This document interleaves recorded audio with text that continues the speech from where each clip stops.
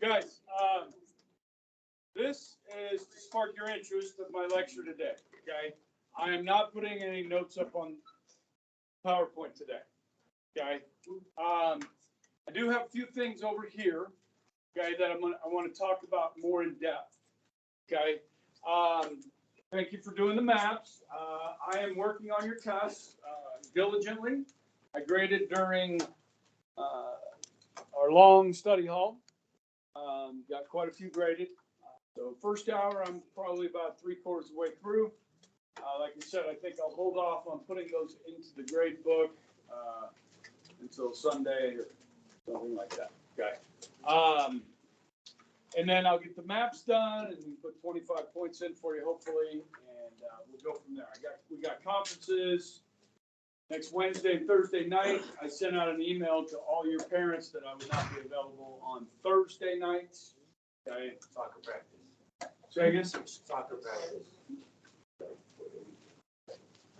I'll be on a plane. What? I'll be on a plane. Where you going? Orlando. I've been there. Orlando, sweet. For the weekend. Long weekend in Orlando. Is that what you? This is the fellows trip? This is the fellas trip. Yeah. Yeah. I think there's going to be 11 of us. 11. That's a good number of fellows.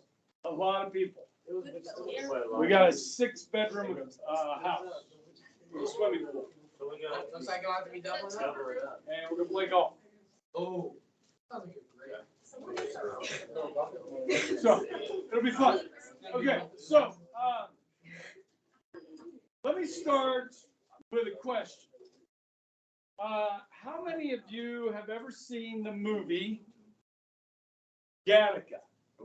Maybe in a biology class.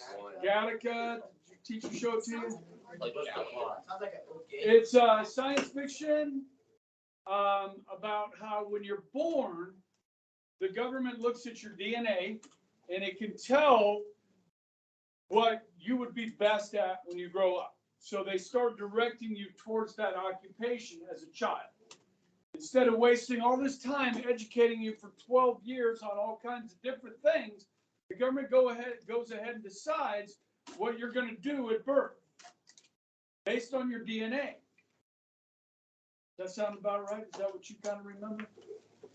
Now, you know, this is science fiction, but you know what they say about science fiction? Today's science fiction is tomorrow's reality. Okay, so countless science fiction movies throughout history, some of those has actually started to come true. Like, we're not quite there yet, but we're getting close. You guys remember Terminator 2? I've never seen it. You've never seen Terminator? Any of them? How many guys have seen Terminator? Okay, hold up. This is like one of the best movies ever. Like action film. Seriously, guys. I'm not messing with you. You got to see T2. Now there's Terminator 1, which is kind of dark, but it's good. But T2, it's Arnold Schwarzenegger, plays the Terminator machine. Okay? You guys know what a drone is, right? Okay, you guys, did some of you see Star Wars? The drone one? Okay.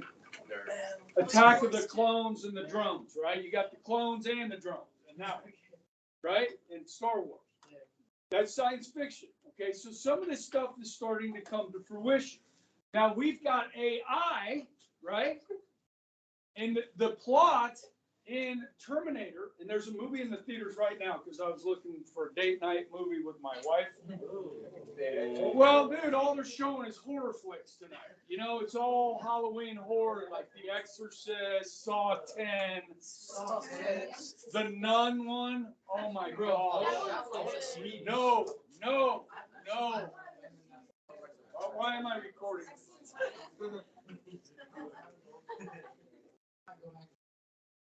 I apologize. Okay, listen. Guys, in Terminator 2, the machines take over, and there's a war. So this is one thing we got to be really worried about with AI.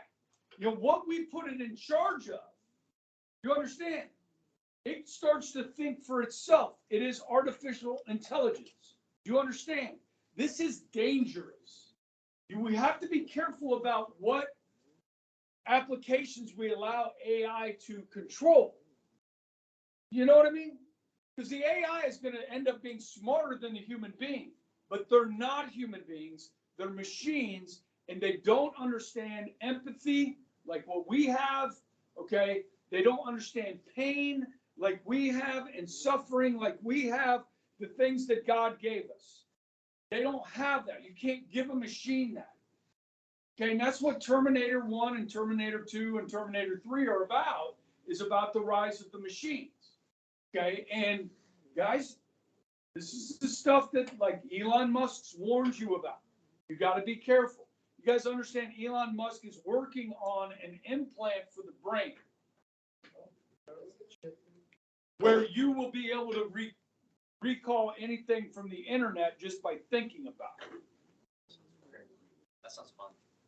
Yes. I thought it was for like people who are like paralyzed, like Well, more than one application for this, but this is down the line. Yeah. Now, so guys, I'm not smart enough to figure out like all these applications for AI, but what people are saying, this will be more important than the internet. That artificial intelligence will become more important than the internet is. And so, guys, your parents and I grew up during the 90s when the internet was invented, okay? And it's changed everything about our lives. Well, not everything, but it's really changed our lives. Our economy, our businesses, everything's been changed. So I don't know how to frame a thought process on this AI, which goes back to the movie Gattaca, okay? Which is every one of us is born with certain talents, okay? You know today that if there's a baby in the womb, right, they can draw blood from the baby in the womb and figure out if it has, you know, any issues, right? They can figure out, you know, I don't know who it is. Somebody I know that my wife knows is pregnant, and they said like one of the arms is not going to fully develop, okay? And they know that already, okay? And so here's the thing, this kind of the scary part of this, as we talk about this stuff right here, is that, guys, all of us are born with a certain aptitude, like how well we learn. And some of us have really high aptitude, and some of us have lower aptitude. And I'm one of those people that kind of had a lower aptitude. None of my parents ever went to or graduated from college. Nobody in my family ever graduated from college. Okay, and some of you might come from families like that.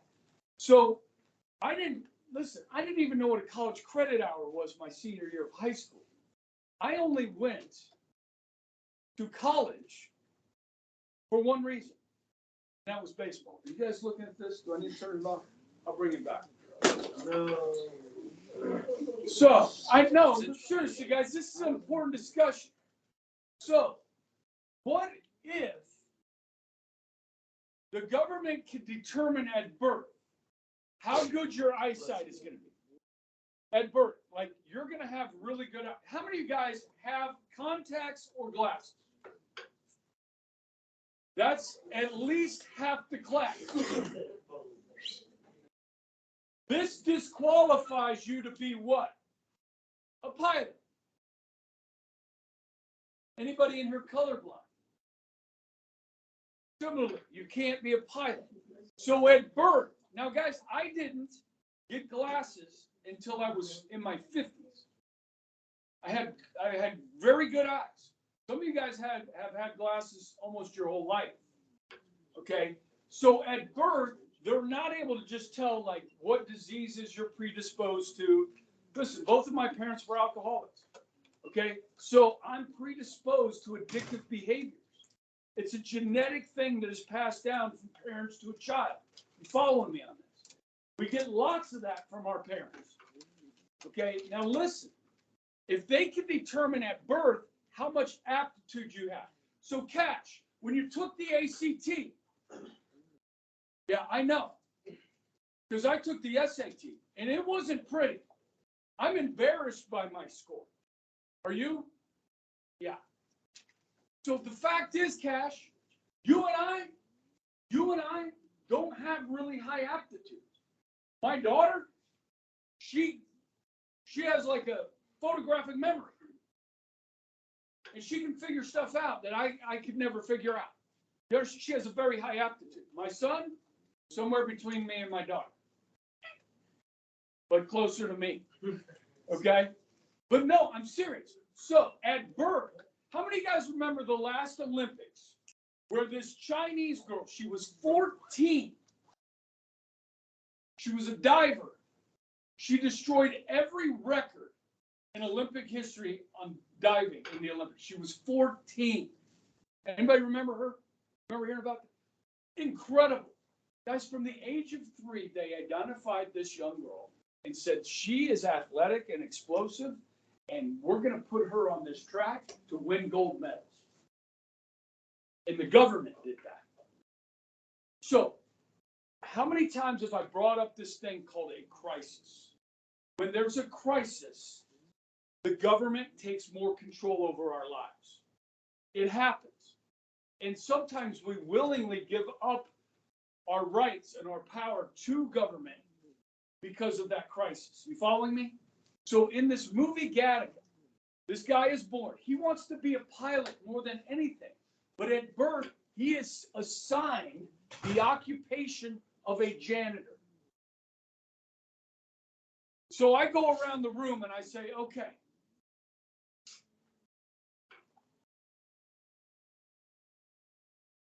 you're going to be a pilot. You're going to be a teacher. You're going to be a nurse. You're going to be a doctor.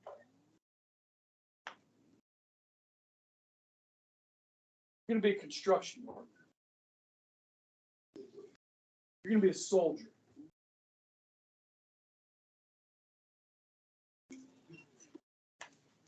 Based on your DNA.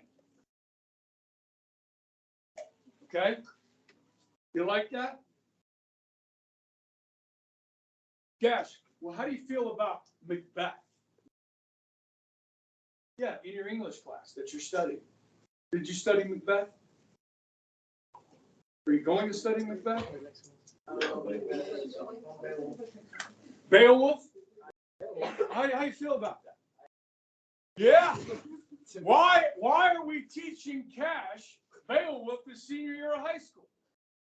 Why are we wasting all this money on educating people on things that they will never use? Why don't we become more efficient and at birth by using our DNA, figure out what your aptitude, what your abilities are, what diseases you're predisposed to.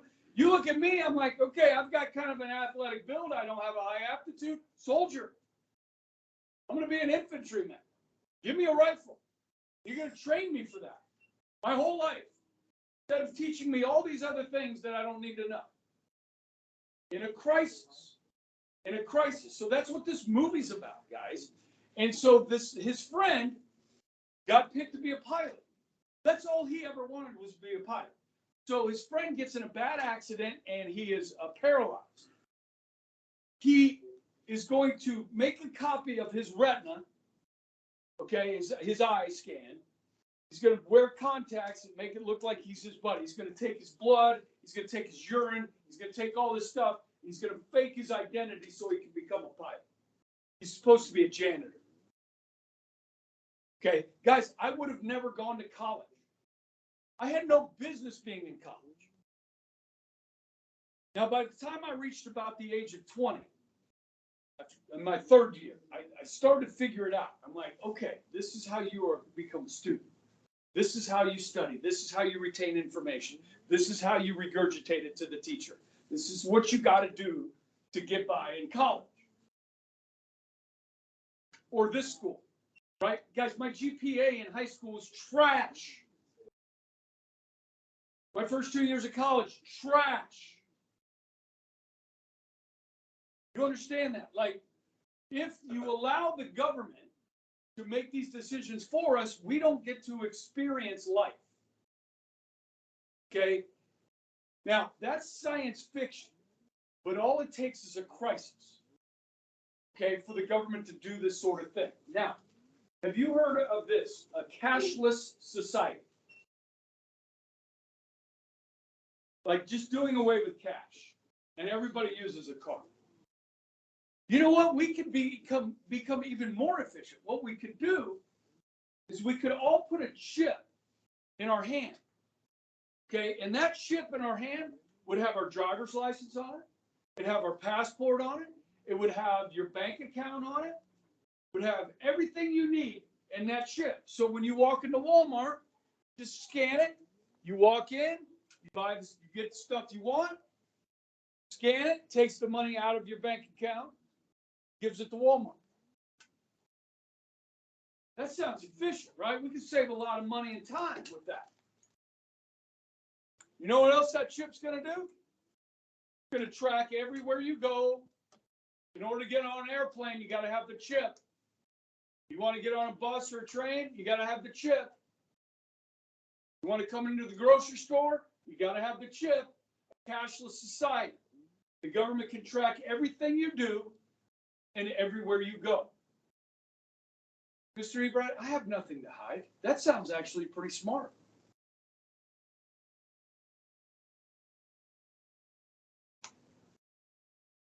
Resist. This is a horrible idea, guys.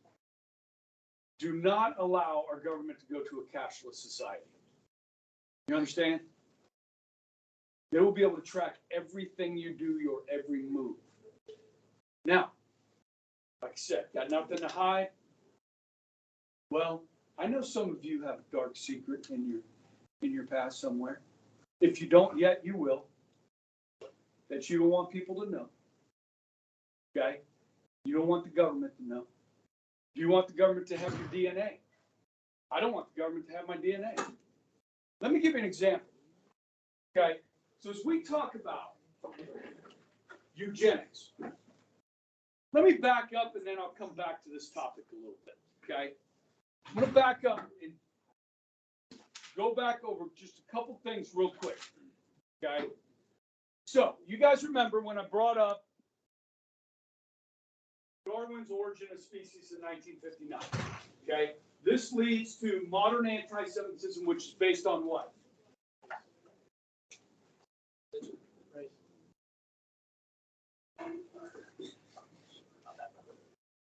Okay, this is the part you need to know for the test.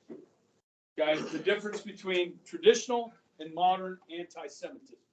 Okay, now what comes along with Darwin is social Darwinism. So it goes from the animal kingdom to the human kingdom.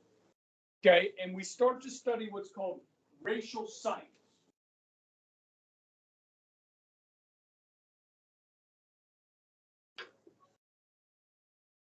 Okay, this is where you can go to a very dark place with this. Okay.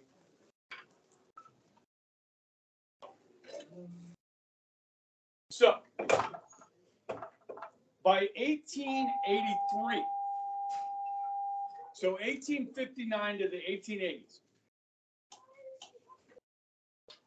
they come up with this, Darwin writes this book called The Descent of Man, and they get this idea of survival of the fittest. Okay, so right now, let's say the 25 students in here right now are competing for a full ride scholarship. The person that does the best in this room, in this class, gets a full ride scholarship for 4 years. Competition is going to breed progress. Yes? Now, some of you don't have a chance in that contest. Right? Is that fair? Is that unfair?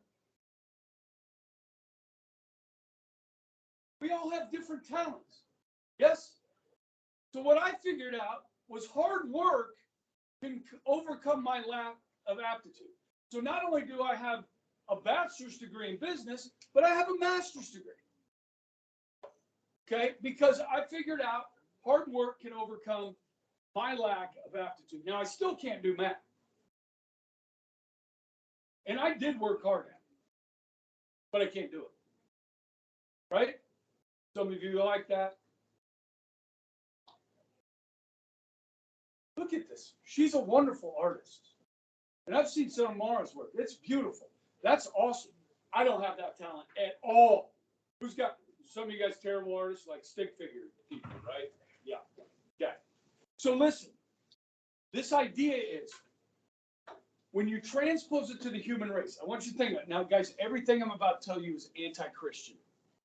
This flies in the face of everything Jesus taught us, okay? People are poor. People are poor for a reason. Because they're weak. Okay, so listen. If you want to build a master race or a strong nation, why do you even take care of the poor? Because if you take care of the poor, they're going to survive and they're going to have offspring and their children are going to be poor also, and they're going to become a burden on society. And we're going to have to take care of these people and their offspring. So why do we take care of them? Why don't we let them die? And the ones that don't die will develop, evolve into having something of strength. So let's not take care of the poor because they're poor for a reason, because they're weak. In fact, we shouldn't even let them reproduce. Eugenics.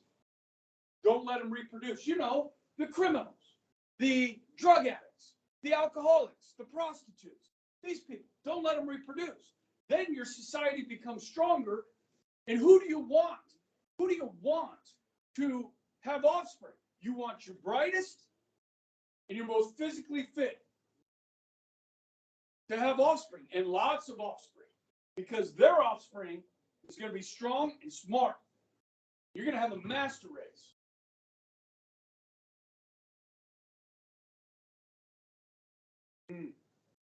Okay. This is called social engineering or eugenics. And what does our government do today along these lines of social engineering? Okay, they do this kind of thing. Our government does. Okay. Now, what we got to be careful of is that they don't go too far with it. How many guys know what an excise tax is? You know what an excise tax is? Anybody? We call it a sin tax. This is tax on things that the government doesn't want you to do because they're trying to engineer a better society. So what do we tax? Extra. Alcohol, tobacco, okay? These are sin taxes. Now, how many guys have ever heard this argument about bringing in a national healthcare system to the United States, like Canada has, Britain has a national healthcare system where the government controls healthcare? You guys heard about this kind of this debate, okay? Well, it's a debate that goes on in our country all the time. Democrats really want this national healthcare system. Obamacare did not achieve that. Okay, so,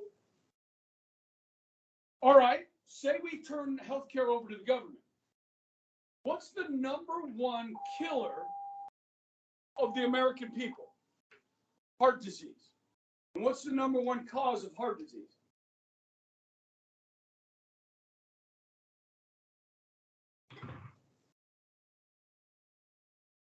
Some are predisposed.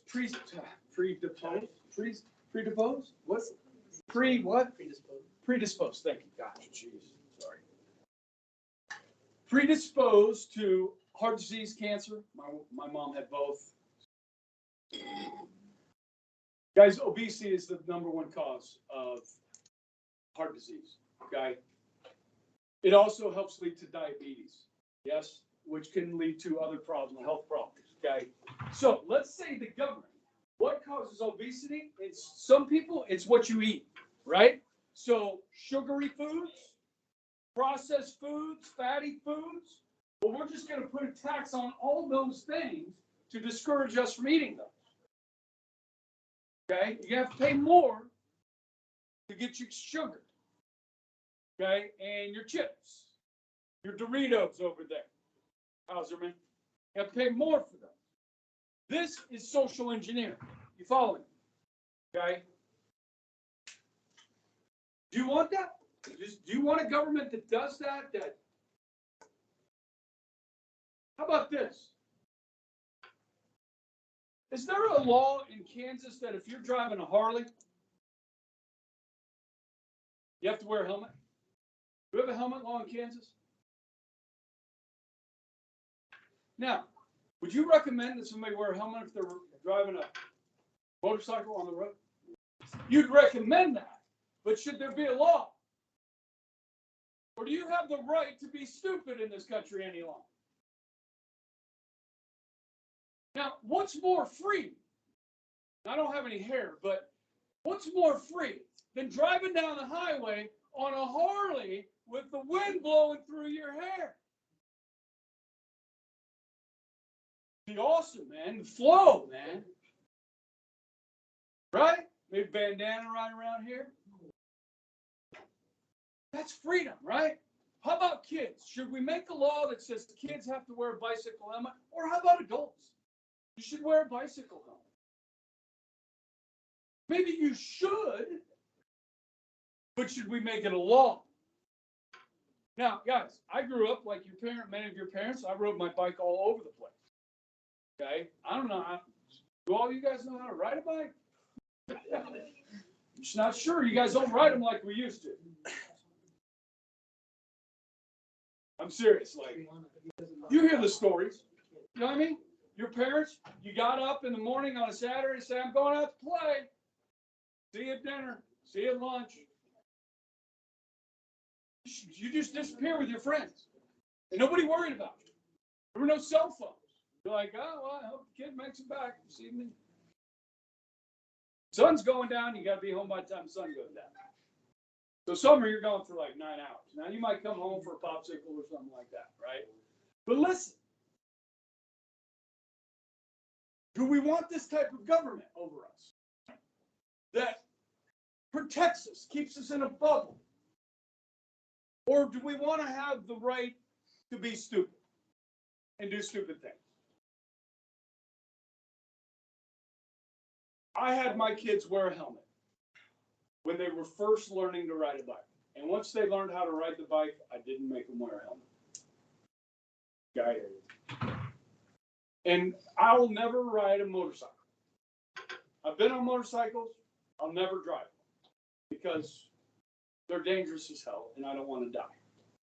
So, but if somebody wants to and not wear a helmet, God bless them. Have fun. Be safe. Enjoy it. Who am I to tell you how to live your life? Okay? So, the social engineering stuff can be a little intrusive to your freedom. And if there's a crisis and we give up our freedoms for safety and security, you're not going to enjoy life. Okay? We're at least allowed to make the mistakes that we make. Okay? Now, I want to talk a little bit more about this anti-Semitism. Okay? And the Jews. Okay. So the Jews, guys, were seen as a different religion. But there was this thing called ritual murder or blood libel that was a myth about Jews. I have a girl in my first hour whose dad is Jewish, okay, which is kind of cool because you don't run into Jewish people that often. Now, I took this class in graduate school, Modern European History at Wichita State, from Dr. Pickus, who was Jewish. So it was interesting learning about the Holocaust and all this social Darwinism stuff, modern anti-Semitism, from a Jewish professor. It was pretty interesting. So he knew a lot about it. And he shared with us in the 10th century, so this would be like the 900s, there was this belief that Jews, to mock Christians, to mock them, they would kidnap Christian children, slit their throats, and drink their blood. Jewish men would do this. This was the myth. And this went on from the 900s through the 1200s, and then it kind of disappeared in about the 1600s. Okay? And In the 1880s, it reappeared. There were a couple of trials, a couple of sensational trials. So like when I say sensational trial, I'm talking like O.J. Simpson, Sacco and Vanzetti. Remember we talked about them? Two guys that were executed, everybody protested and everything's like a really important trial. Donald Trump is on trial right now, right? That's a sensational trial. Media's all talking about, okay? So this happens in Hungary and Kiev, where Jews are arrested for ritual murder, for ritual purposes. Now, there's the case in the 1880s in Hungary. A 14-year-old girl, Christian girl, went missing on Easter Sunday. And these two kids at the Jewish synagogue told the authorities that their parents had kidnapped this 14-year-old girl. Now, I don't know why kids do things, but when this trial started, guys, it was published in newspapers in the United States. This case in Hungary, you can find references to it in the New York Times. So the whole world is talking about this ritual murder of a 14-year-old Christian girl on Easter. So the trial begins. Looks like these two are going to be executed, maybe burned at the stake, okay? And then they find the body of the 14-year-old girl. Now, do any of you guys know what kosher foods are? So what does that mean? Like if you're Jewish and you got to eat meat, you're going to eat meat. What do you got to do? Okay, it needs to be blessed, and to kill the animal, you slit the throat, drain the blood, then you can prepare the meat. That's kosher foods. So if this was a ritual murder, they find the 14-year-old girl, guess what? The throat should have been cut in order for them to drink the blood. Well, her throat wasn't cut. So the two people were found innocent. But here's the problem. Everybody's talking about it, that the Jews are doing this. You know what I mean? It's too late. They're already, this myth comes back. This is the 1880s, and this is short, Hitler's born in 18, you guys got it in your notes, at the end of the century there. Okay, so this myth reappears about Jews. And this kind of goes back to them being different, them being the other, those people. Like I talked about yesterday with West Side Catholics. Okay, it just kind of feeds into that animosity and that otherness of the Jews. Okay, and they're a different people, a different religion. So what's happening in Israel today, guys? The Palestinians, Hamas, hate the Jews because of their religion and their race. Okay, and they feel like the Jews have stolen their land, the promised land. Okay, now listen, this stuff today is a leader of Hamas asked for a day of violence in the West because of the war. Okay, any you guys hear about this on the internet? Like, okay, you saw it. So, I just checked the news during lunch. Teacher in Paris was stabbed. There's been some other acts of violence taking place around the world on this day of rage that Hamas called for. Okay, so a lot of people in this country, like in New York City, guys, every cop was called in for duty this morning. Every NYPD officer had to report for duty this morning for fear of violence. Okay, there's a huge Jewish population in New York City. Okay, and they're worried about those people being attacked today. Okay, so I just want to say this. Okay, listen, because if you turn on the news, you're going to hear different things. There are on our college campuses, Harvard, Cornell, Michigan State, University of Michigan, there's been protests against the Jews, against the Israelis. These are people that support the Palestinians. Hamas is not Palestinian, although Palestinians are Hamas, but not all of them. Hamas rules over Palestine, Palestinian people, but not all Palestinians like Hamas. Does that make sense? It's kind of like the Chinese guys. The Chinese communist government, we don't like. The Iranian government, we don't like. But it's not the Chinese people. It's not the Iranian people. It's their government. Follow me? Hamas is a terrorist organization. They rule over the Palestinians. Not all Palestinians like Hamas. You follow me? And this is kind of the scary part. There's a lot of Palestinians that won't admit what happened on Saturday, the massacre. They're like, well, this is being fake. This is like, I need to see the bodies with my own eyes. Because you can show people pictures of decapitated children, which you don't want to see. But they could just say, well, how do we know that was from Saturday in Israel? And how do we know the Hamas did it? You know what I mean? Like, there's people that don't believe it. It's like there's Holocaust deniers, like the Holocaust never happened type of thing. You know what I mean? Unless they see it with their own eyes. And that's scary about AI. Because now, you know, with AI, you can like basically take somebody's voice, take some video, and AI can reproduce a whole different speech of the President of the United States. You know what I mean? That's some scary stuff. And then that gets on social media and people think this is actually happening. That's kind of scary for the future, don't you think? I mean, how do you tell the difference between truth and fiction? There's another thing we got to worry about, guys. When we talk about drones, not soldier drones, but drones from the air. Most countries, and in this country, we don't have a defense against these drones. These drones carry bombs.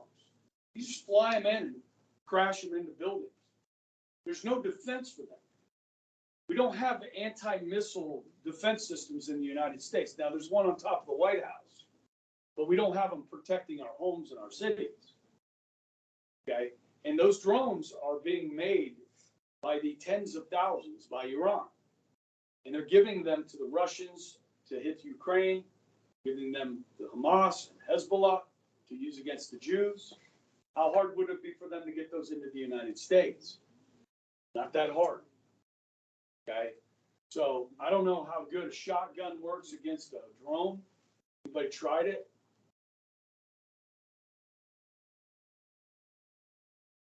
Can you guys shoot skeet? Clay pigeons?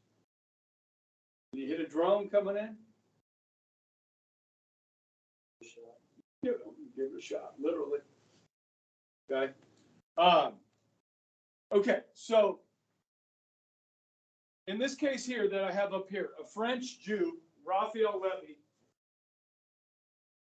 okay, was burned at the stake for ritual murder. 344 years later, they pardoned him posthumously. He's already been burned at the stake, but now he's innocent. So the ancestors of Raphael Levy can sleep well at night, knowing that their ancestor didn't actually commit murder and drink the blood of a Christian child. Okay. All right. So I'm going to wrap it for today. Guys, this is really interesting stuff. I'm trying to give you some warnings about, you know, the next crisis that rolls along. It's a little bit scary.